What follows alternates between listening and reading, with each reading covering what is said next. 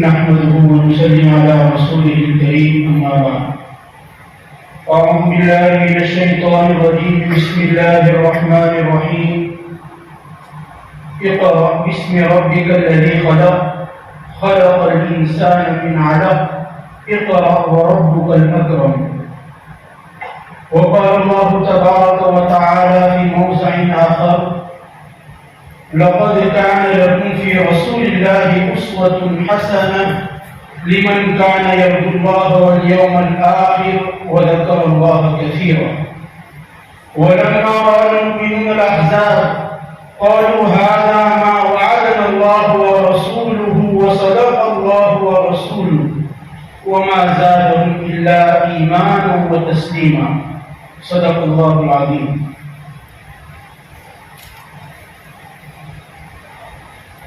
عزیز طلبہ، میں نے آپ کے سامنے سورہ علق کی ابتدائی آیات اور سورۃ الاحزاب کی چند آیات تلاوت کی۔ ہم جس مقصد کے لیے یہاں جمع ہوئے ہیں وہ حصول علم کے لیے جمع ہوئے ہیں۔ جہاں تک تعلق ہے علم کی حقیقت، علم کی فضیلت، علم کی اہمیت، وہ تو روز روشن کی طرح عیاں ہے۔ سب جانتے ہیں کہ علم کی فضیلت کیا ہے۔ فضیلت اور اہمیت کا علم تھا تبھی ہماری یہاں آمد ہوئی ہے۔ یہ دو آیت کریمہ جو تلاوت کی گئی، اس میں ایک خاص نقطے کی طرف اشارہ کرنا چاہتا ہوں۔ دوسری جو آیت ہے اس میں اللہ تبارک و تعالیٰ فرماتے ہیں کہ لَقَدْ كَانَ لَكُمْ فِي رَسُولِ اللَّهِ أُسْوَةٌ حَسَنَةٌ، کہ رسول اللہ صلی اللہ علیہ وسلم میں تمہارے لیے بہترین اسوہ ہے۔ عامتاً آیت کریمہ کا مطلب اور اس کی تشریح اور تفسیر جب ذکر کی جاتی ہے تو ہم نے اسوہ حسنہ کو محدود کر دیا ہے۔ عبادات میں اسوہ حسنہ کو بولا جاتا ہے، معاملات میں بولا جاتا ہے، اخلاقیات میں اللہ کے رسول کے اسوے کا حوالہ دیا جاتا ہے۔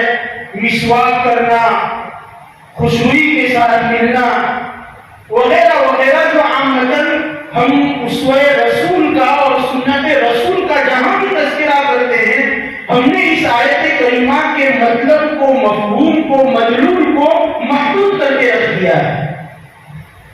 حالانکہ ایسا نہیں۔ اس آیت کریمہ کا ایک عام مفہوم ہے اور ایک خاص مفہوم ہے۔ اس کا خاص مفہوم وہ ہے جو آیت کریمہ کے سیاق و سباق سے سمجھ میں آتا ہے۔ عالمیت کے درجات کے جو طلبہ ہیں وہ جانتے ہیں کہ سورۃ الاحزاب کا نزول یہ غزوہ احزاب اور غزوہ خندق کے موقع پر اس کی ابتدائی آیات جو ہے 3-4 رکوع اس کا نزول ہوا تھا، اسی لیے اس میں غزوہ احزاب کا تذکرہ کیا گیا ہے۔ تو آیت کریمہ کے سیاق و سباق سے معلوم ہوتا ہے کہ یہ آیت اسوہ رسول جو بیان کیا جا رہا ہے وہ غزوہ احزاب کے موقع پر اللہ کے رسول کی حالت اور صحابہ کی جو حالت و کیفیت تھی اس وقت کا اسوہ رسول اس موقع پر ذکر کیا جا رہا ہے۔ اب کیا حالت و کیفیت تھی؟ وہ یہ تھی کہ جب الائنس قائم ہو جائے، متحدہ محاذ ہو، ہر طرف سے اسلام اور مسلمان اور قرآن مجید اور اللہ تبارک و تعالیٰ پر حملے کیے جا رہے ہیں، کفار و مشرکین، یہود و نصارہ، ان کا میڈیا، جو کچھ بھی ان کے پاس آلات ہے اس کے ذریعے متحدہ محاذ قائم کیا جائے اور یک بارگی مسلمانوں کے اوپر اور اسلام کے اوپر حملہ کیا جائے۔ تو اس وقت کے بارے میں فرمایا کہ وَلَمَّا رَأَى الْمُؤْمِنُونَ الْأَحْزَابَ قَالُوا هَذَا مَا وَعَدَنَا اللَّهُ وَرَسُولُهُ، کہ جب مسلمان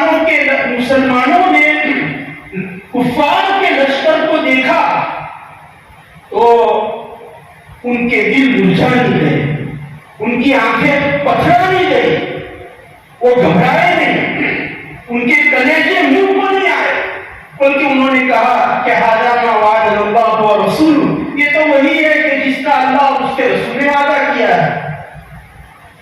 کب وعدہ کیا تھا؟ اللہ کے رسول صلی اللہ علیہ وسلم کی ملاقات جب مینا کی عقبہ گھاٹی میں جب ملاقات ہوئی تھی تو اللہ کے رسول نے انصار مدینہ کو کہا تھا کہ اب مجھے ہجرت کی اجازت مل گئی ہے، اب میں مکہ چھوڑ کر مدینہ آ سکتا ہوں۔ مدینہ کے لوگوں نے کہا کہ آپ آئیے، ہم آپ کا استقبال کریں گے، آپ کی مدد کریں گے، نصرت کریں گے۔ اس وقت اللہ کے رسول نے کہا تھا کہ میری آمد ہی سے آگ لگ جائے گی، اگر میں مدینہ آیا تو میری آمد ہی سے آگ لگ جائے گی، تمام کے تمام پورا کے پورا جزیرۃ العرب جو ہے وہ ہمارا دشمن ہو جائے گا۔ چنانچہ ایسا ہی ہوا۔ بدر کا واقعہ، احد کا واقعہ اور اس کے بعد احزاب اور خندق کا واقعہ، ان کو تمام کے تمام مشرکین اور عرب کے تمام قبائل کے لوگ وہاں پر آ گئے تھے۔ تو اس وقت یہ آیت نازل ہوئی تھی، لَقَدْ كَانَ لَكُمْ فِي رَسُولِ اللَّهِ أُسْوَةٌ حَسَنَةٌ، کہ جب ہر طرف سے مسلمان اور اسلام کے اوپر حملہ ہو رہا ہو تو اس وقت اللہ کے رسول کا اسوہ کیا ہے وہ اس آیت کریمہ میں ذکر کیا جا رہا ہے۔ ظاہر ہے کہ اس وقت کا اسوہ یہ ہے کہ بھئی استقامت کے ساتھ، پابندی کے ساتھ، مستقل مزاجی کے ساتھ، ہمت کے ساتھ مشرکین کا مقابلہ کرنا ہے وغیرہ وغیرہ۔ تو یہ اس آیت کریمہ کا ایک خاص مطلب ہے، اور ایک عام مطلب وہ ہے جو میں نے پہلے ذکر کیا کہ عبادات میں اللہ کے رسول کا اسوہ ہے، معاملات میں، اخلاقیات میں وغیرہ میں اللہ کے رسول کا اسوہ ہے۔ جب بھی آیت کریمہ پڑھی جاتی ہے تو وہی مطلب لیا جاتا ہے۔ لیکن ہم جس مقصد کے لیے حاضر ہوئے، حصول علم، تعلیم و تعلم، درس و تدریس، اس میں اللہ کے رسول کا اسوہ کیا ہے؟ قرآن مجید تو کہہ رہا ہے کہ لَقَدْ كَانَ لَكُمْ فِي رَسُولِ اللَّهِ أُسْوَةٌ حَسَنَةٌ، کہ اللہ کے رسول میں تمہارے لیے بہترین اسوہ ہے۔ تو اب ہم جس مقصد کے لیے حاضر ہوئے ہیں اس میں اللہ کے رسول کا اسوہ کیا ہے؟ تو ہم جانتے ہیں کہ اللہ کے رسول صلی اللہ علیہ وسلم وحی کے نزول سے پہلے غار حرا میں جب آپ تشریف لے جاتے تھے تو اس وقت جبرائیل امین کی آمد ہوئی تھی۔ سورہ علق کی ابتدائی آیات کو لے کر جبرائیل امین جو ہے وہ آئے تھے اور کہا تھا کہ اقرا۔ اللہ کے رسول گھبرا گئے تو حضرت جبرائیل نے ان کو دبایا۔ حدیث مبارکہ میں اس کی حدیث مبارک میں اس کی تفسیر جو ہے بیان کی گئی ہے۔ اللہ کے رسول کو دبایا کہ پڑھا ہوا، تو آپ نے فرمایا کہ ماں نبی تعلیم، میں پڑھا ہوا نہیں، میں تو امی ہوں۔ قرآن مجید نے بھی کہا وَالَّذِي بَعَثَ فِي الْأُمِّيِّينَ رَسُولًا مِّنْهُمْ، کہ ان پڑھ اور ناخواندہ لوگوں میں سے ہم نے ایک رسول کو بھیجا ہے۔ تو معلوم کیا ہوا کہ اللہ کے رسول کچھ نہیں جانتے تھے، ان پڑھ تھے، لیکن علم کا آغاز ہوا اقرا سے، ابتدائی 5 آیات سے، اور اس کے بعد آپ گھبرا گئے، آپ کو بخار آ گیا، آپ جو ہے وہ کانپنے لگے اور حضرت خدیجہ کبریٰ رضی اللہ تعالی عنہا کے پاس گئے جو تفصیلی واقعہ ہے، وہاں سے حصول علم کا آغاز ہوا ہے۔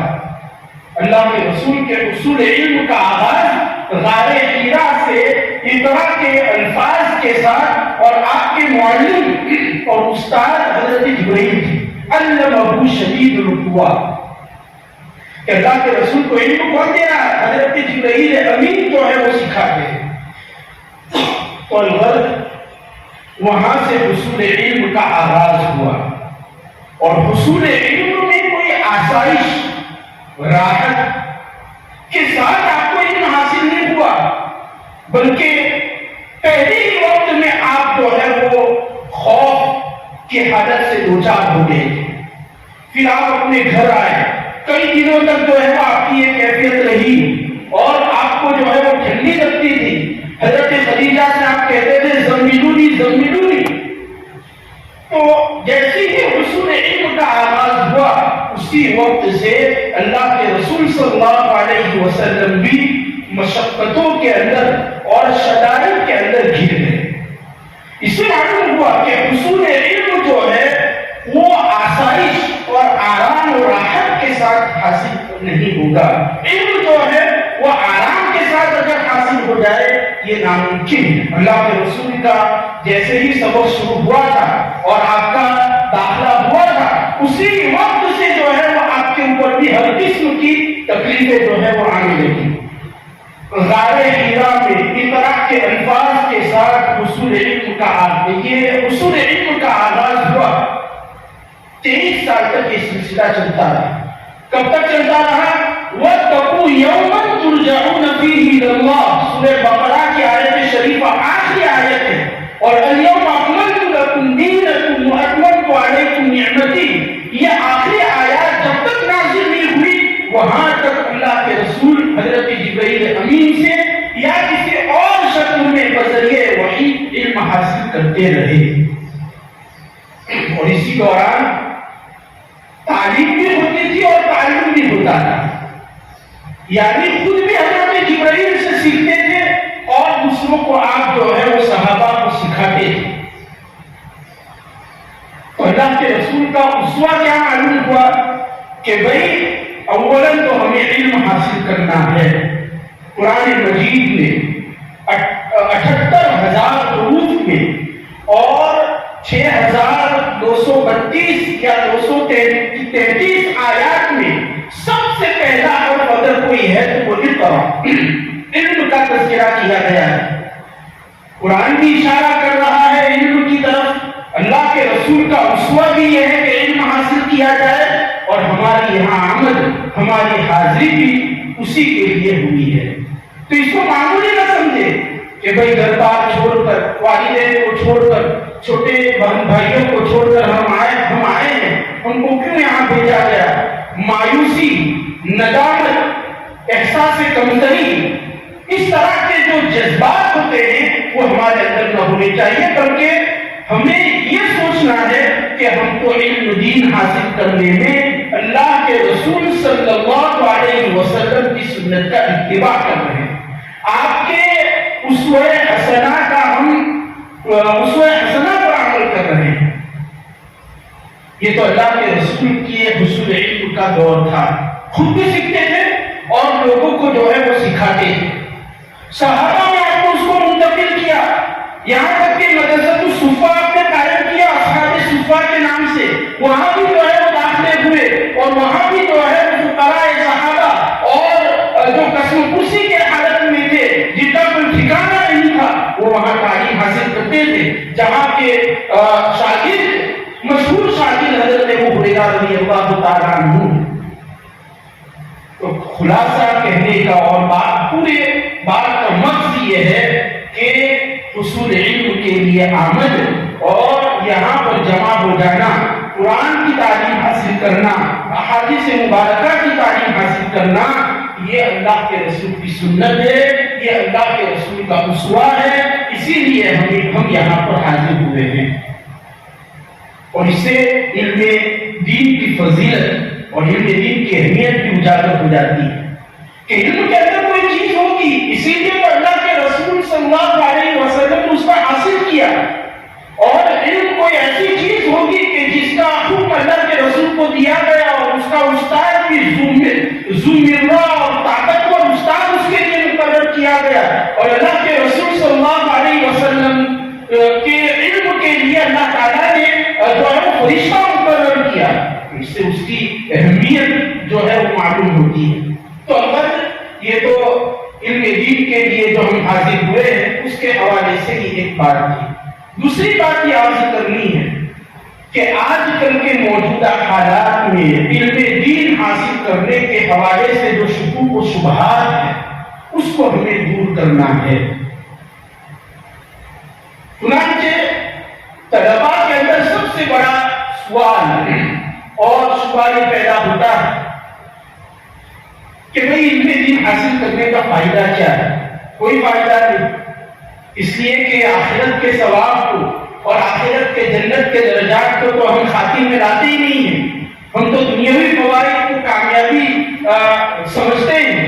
तो सबसे बड़ा सवाल जो तालिब इल्म के ज़हन में पैदा होता है वो ये है कि इल्म दीन हासिल करने का फायदा क्या है? कोई फायदा नहीं, सिर्फ इमामत कराना है, सिर्फ अजान देना है, या सिर्फ किसी और जगह जो है वो कोई और दीनी खिदमत करनी है जिसको समाज में और माशरे में हकारत की नजर से देखा जाता है, इसका कोई फायदा नहीं। लिहाजा हम इल्म दीन हासिल नहीं करेंगे और बाज तो उसमें तरक्की कर जाते हैं। जिन लोगों को थोड़ा बहुत इल्म होता है तो वो इसमें इस एतराज और शक के अंदर तरक्की कर जाता है और कहते हैं कि अब तो कयामत करीब है, अब पढ़ने का क्या फायदा है?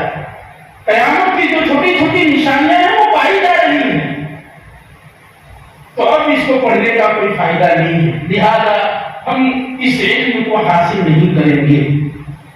लेकिन मेरे दोस्तों, इस सवाल का आसान जवाब यह है कि अगर हम अपने अंदर 4 चीजें अगर पैदा कर लेते हैं तो इल्म दीन की अज़मत, इल्म दीन की वक़ार हमारे दिलों के अंदर पैदा हो जाएगी।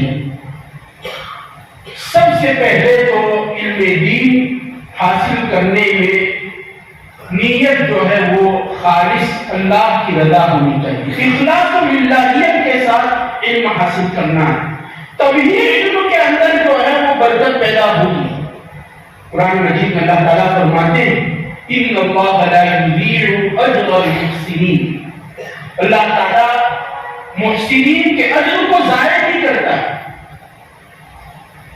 मुहसिन, यहां अल्लाह ताला ने ये भी कहा कि इन्नल्लाह ला युज़ीउ अजरल आमिलीन या अजरल साइईन या अजर शागिरीन, इस तरह नहीं कहा, बल्कि मुहसिन का लफ्ज़ इस्तेमाल किया, इसलिए कि दूसरे जितने भी अल्फाज है वो किसी एक हकीकत और एक माना की तरफ इशारा करते हैं, लेकिन लफ्ज़ एहसान जो है वो एक जाने और माने माना लफ्ज़ है, इसीलिए उसको यहाँ अल्लाह तबारक व तआला ने जिक्र किया है इन्नल्लाह ला युज़ीउ अजरल मुहसिनीन। मुहसिन के एक माना तो होते हैं अच्छा करना, कोई भी चीज आप करते हैं, कोई भी अमल करते हैं, काम करते हैं, उसमें अच्छाई को पैदा करना, ये एहसान का माना है।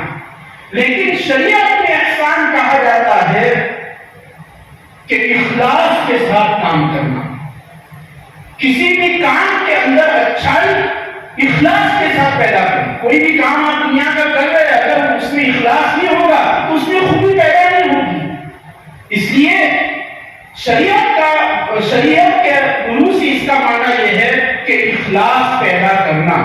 अगर हमने इसमें इखलास पैदा किया तो हमारा ये इल्म जो है उसमें बरकत हासिल होगी, लोगों में उसकी अज़मत और उसकी वक़ार जो है वो पैदा होगी। और हदीस पाक में भी इन्नमल अमालु बिन्नियात, कि जो आदमी जिस मकसद के लिए जो चीज हासिल करता है उसको उसी के लिए वो चीज हासिल होती है। अगर इल्म दीन हम अल्लाह की रजा के लिए हासिल कर रहे हैं तो अल्लाह की रजा भी हासिल होगी, इल्म भी हासिल होगा, अमल की तौफीक भी हासिल होगी, नूर इल्म से हमारा कल्ब मुनव्वर भी हो जाएगा, तमाम चीजें जो है वो हासिल हो जाएगी। लेकिन यही इल्म दुनिया करने के लिए अगर हासिल किया जाए तो दुनिया हासिल हो उसकी कोई गारंटी नहीं है, लेकिन सवाब और इल्म का नूर जो है वो हासिल नहीं होगा। तो हम जो है वो इखलास के साथ इल्म को हासिल करें। नंबर 2, दूसरी चीज, अब हम जो है जोहदे मुसलसल इल्म दीन हासिल करने में जोहदे मुसलसल, खाली मेहनत नहीं, वक्ती मेहनत आदमी को कामयाब नहीं करती। मुसलसल का लफ्ज़ कि हमेशा पूरा साल मेहनत करनी है, मेहनत में दवाम चाहिए, तभी जाकर ये इल्म जो है वह हासिल होगा। सहाबा, ताबीईन, तबे ताबीईन, इल्म मुज्तहिदीन, तमाम ہم جو ہے وہ واقعات جانتے ہیں کہ بھئی صحابہ نے کیسے علم حاصل کیا. حضرت عبداللہ بن عباس رضی اللہ تعالیٰ عنہما کو جب پتا چلتا کہ فلاں آدمی کے پاس میں حدیث موجود ہے تو وہ وہاں ان کے گھر پر جاتے، اور اگر پتا چلتا کہ وہ اندر سوئے ہوئے ہیں تو ان کے دروازے کے اوپر بیٹھ جاتے، اپنی چادر بچھا دیتے، اور جو ہے وہ ان کے بدن کے اوپر، ان کی چادر کے اوپر گرد و غبار جو ہے وہ اڑتا اور وہیں بیٹھے رہتے، لیکن اٹھاتے نہیں تھے. جب وہ آدمی باہر آتا تو کہتا کہ عبداللہ ابن عباس اللہ کے رسول کے چچا کے بیٹے ہیں، کہاں کہ آپ مجھے بلا دیتے، میں وہاں آ کر آپ کو وہ حدیث سنا دیتا، اتنی تکلیف برداشت کرنے کی کیا ضرورت ہے؟ تو کہا کہ نہیں، میں علم حاصل کرنا چاہتا ہوں، میں حدیث کو جاننا اور لینا چاہتا ہوں، میرا یہ حق ہے کہ میں اس کو حاصل کرنے کے لیے مشقت برداشت کروں. علامہ طاہر مقدسی رحمۃ اللہ علیہ کے حوالے سے لکھا گیا ہے کہ علم دین حاصل کرنے میں انہوں نے اتنی طویل مسافت پیدل طے کی ہے کہ کتنی مرتبہ ایسا ہوا کہ ان کو خون کا پیشاب ہوا. اور ہم یہ نہ سمجھیں کہ یہ واقعات جو ہے وہ عقل سے ماورا ہے اور کچھ سمجھ میں آتا نہیں ہے یہ، لیکن یہ ان کتابوں میں یہ واقعات ذکر کیے گئے ہیں کہ جن کتابوں کے مصنفین کی صداقت کے اوپر تواتر قائم ہے، یعنی لوگ جو ہے ان کی صداقت کو مانتے ہیں، ان کا اعتبار اور اعتراف کرتے ہیں، لہذا ان کی واقعات کی سچائی. اور بھی بہت سارے واقعات جو ہے وہ ذکر کیے گئے ہیں، مختصراً یہ جو ہے وہ آپ کے سامنے ذکر کیا ہے. تو پہلی چیز تھی کہ اخلاص و باللہیت، دوسری جہد مسلسل، اور تیسرے نمبر پر ہے بلند ہمتی. ہمت بلند ہونی چاہیے.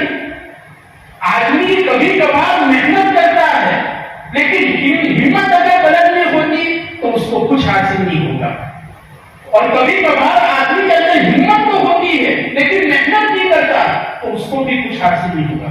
آسان مثال کے ذریعے سمجھاؤں کہ ایک آدمی جو ہے وہ شاید تہذیب کی عبادت بھر کر رہا ہے، بہت اس میں غور و خوض کیا، متعدد شروحات کو دیکھا، لیکن کچھ اس کو سمجھ میں نہیں آیا. محنت اسے برابر کی، اتنی محنت کی کہ اگربتی کی روشنی میں وہ پڑھا پوری رات. تو اتنی زیادہ جو ہے اس نے محنت کی لیکن کچھ اس کو سمجھ میں نہیں آیا. اس نے عرض کیا کہ کچھ سمجھ میں آتا نہیں. یہ نہیں کہ بھائی سمجھ میں نہیں آیا تو دوسرے دن اس کو اور سمجھنے کی کوشش کرتا، کسی استاد کے پاس جاتا، اس استاد سے سمجھ میں نہیں آیا کسی اور کے پاس جاتا، کوئی اور طریقہ. ہمت کا اس نے اظہار نہیں کیا تو اس آدمی کو وہ عبارت سمجھ میں نہیں آئے گی. اور ایک آدمی کے اندر ہمت تو ہے، وہ بہت کچھ حاصل کرنا چاہتا ہے، اس کے ولولے بلند ہیں، جذبات اس کے بہت ہیں کہ میں عالم بن جاؤں، حافظ بن جاؤں، قاری بن جاؤں، محدث بن جاؤں، صوفی بن جاؤں، اور بہت کچھ بننے کا اس کا ارادہ ہے لیکن محنت نہیں، تو وہ طالب علم بھی کچھ نہیں کر سکتا. تو بلند ہمتی اپنے اندر پیدا کرے. پہلے دن ایک رکوع یاد ہوا پہلے مہینے میں تو دوسرے مہینے میں استاد کو پوچھ کر دیکھے کہ میرے اندر ایک رکوع یاد کرنے کی صلاحیت اور قابلیت ہے تو میں آدھا صفحہ اور یاد کر لوں. اس طرح پوچھے طلب صادق جو ہے وہ اپنی دکھائے اور غرض بلند ہمتی جو ہے وہ اپنے اندر پیدا کرے. اور چوتھے نمبر پر سب سے زیادہ اہم جو بیان کیا جاتا وہ یہ ہے کہ آلات علم کا ادب اور احترام پیدا کرے. اب آلات علم میں بہت ساری چیزیں، قلم ہے، ٹپائی ہے، درسگاہ ہے، کتابیں ہیں، درسگاہ کے پنکھے ہیں، اس کی کھڑکیاں ہیں، بہت ساری چیزیں جو ہے وہ آلات علم کے اندر آلات علم میں شمار کی جاتی ہے. اور ایک آخری چیز جو سب سے اہم آلات علم میں سب سے اہم کہ استاد کا ادب ہے. یہ تمام چیزیں جو ہے وہ پیدا کرنی ہوگی. اور آخری چیز جو ذکر کی وہ یہ ہے کہ اساتذہ کا ادب اور احترام بہت زیادہ ضروری ہے. حضرت تھانوی رحمۃ اللہ علیہ کا مقولہ ذکر کیا گیا. حضرت تھانوی کئی کتابوں کے مصنف اور ان کی شان اور ان کے علم کا ہر کوئی اعتراف کرتا ہے وہ خود کہتے ہیں اپنی کتاب میں کہ مجھے جو کچھ علم حاصل ہوا وہ استاد کے ادب کی وجہ سے حاصل ہوا ہے، ورنہ میں کوئی محنت نہیں کرتا ہے، میں اندر کوئی صلاحیت نہیں تھی، میں صرف استاد کی محنت کی وجہ سے میں جو ہے وہ اس مقام تک پہنچا ہوں۔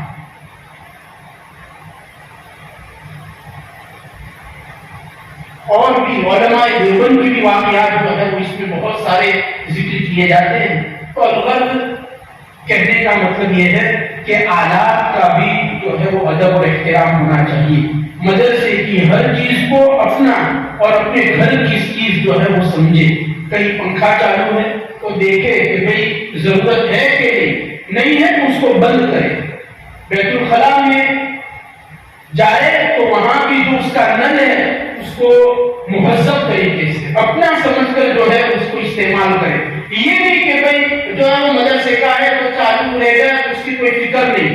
بعض لوگوں کی بہت غلط عادت ہے کہ بیت الخلاء میں بڑے استنجا کے لیے جاتے ہیں، جب میں چابی کی ہوتی ہے تو وہ پانی ڈالنے کا جو لوٹا ہوتا ہے اس کے نیچے سوراخ کر دیتے ہیں، حالانکہ یہ وہاں کوئی کام کرنے کا نہیں ہے۔ مفتی شفیع صاحب رحمۃ اللہ علیہ کے حوالے سے لکھا ہے کہ وہ بیت الخلاء میں جب جاتے تھے تو وہاں جا کر وہ بیت الخلاء کے اندر وہ لوٹے کو دھو دیتے تھے بیٹھے بیٹھے کہ بھئی اتنی دیر میں کیا کام کروں تو اس کو میں اچھی طرح دھو دوں۔ لیکن ہمارا یہ ہے کہ بھئی ہم اس میں سوراخ کر کے اس میں نقصان پیدا کرتے ہیں۔ وہاں کی چپل کو اور بھی بہت ساری چیزیں ہیں کہ جو مدرسے کی ہے اور اس میں ہم مال مفت کی طرح اس کو استعمال کرتے ہیں، یہ اچھی چیز نہیں ہے۔ اپنے اندر جو ہے وہ وقار اور سنجیدگی پیدا کرے، متانت جو ہے وہ پیدا کرے۔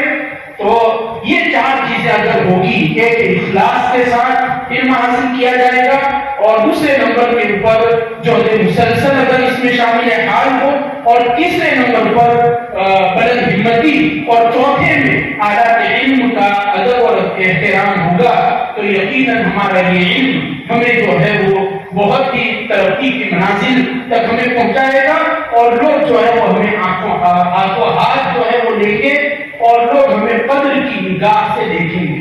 ورنہ اگر ہمارے اندر استعداد نہیں ہے، صلاحیت نہیں ہے، ہم قرآن صحیح نہیں پڑھ سکتے، ہم فضائل اعمال کی صحیح تعلیم نہیں کر سکتے، جب کرتے ہیں تو لبوں نے تلفظ کے اندر غلطیاں جاتی ہیں، یا جب ہم قرآن مجید کی تلاوت کرتے ہیں تو اس میں لہجہ درست نہیں ہے، یا حروف کے مخرج کے اندر کمی کوتاہی ہو رہی ہے، یا کبھی کبھار ہمیں بیان کرنے کے لیے محلے میں کہا جاتا ہے تو ہم پیچھے ہٹتے ہیں اور دوسری مسجد میں چلے جاتے ہیں، تو عوام میں یہ میسج جاتا ہے کہ یہ عالم کسی کام کا نہیں، جب یہ کچھ نہیں کر سکتا، نہ نماز پڑھا سکتا ہے، نہ صحیح قرآن پڑھ سکتا ہے، نہ یہ بیان کر سکتا ہے، تو یہ کس کام کا؟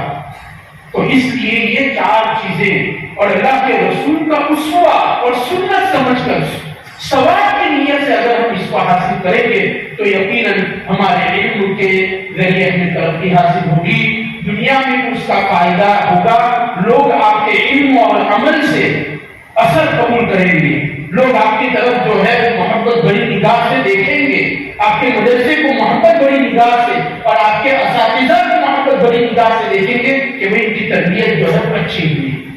تو امید کرتے ہیں کہ یہ سال کا جو آغاز ہے، جس شوق اور جذبے اور ولولے کے ساتھ آپ یہاں پر آئے ہوئے ہیں، اسی شوق اور جذبے کو آپ جو ہے وہ آخر تک باقی رکھیں اور پوری محنت اور انہمات کے ساتھ علم دین حاصل کریں۔ اللہ تبارک و تعالی ہمیں عمل کی توفیق عطا فرمائے۔ وآخر دعوانا الحمد للہ رب العالمین۔